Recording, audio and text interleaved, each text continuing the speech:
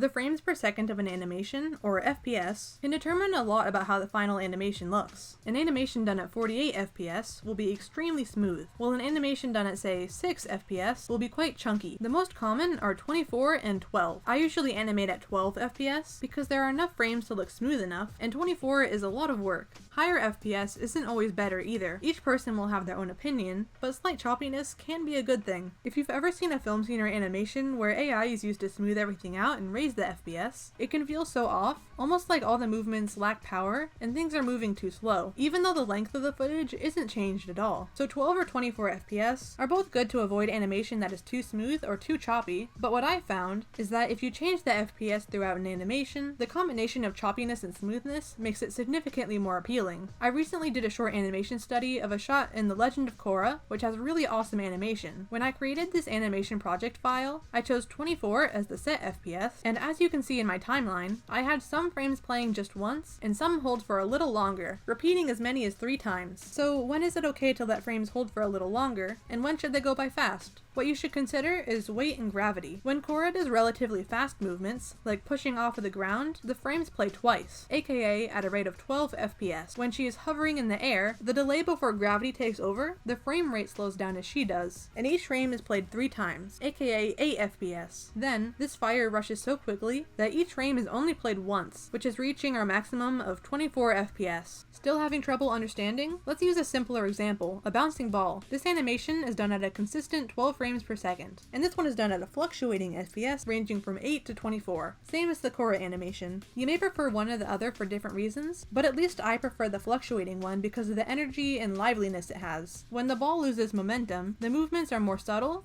and the FPS decreases. This happens when the ball hits the ground, and when it reaches its maximum height. And the fast, more extreme movements, when the ball is rising and falling, are at 24 FPS, each frame playing just once. The good news is that once you have a good understanding of this, the application is easy. I hope this all made sense, and if it didn't, feel free to ask questions.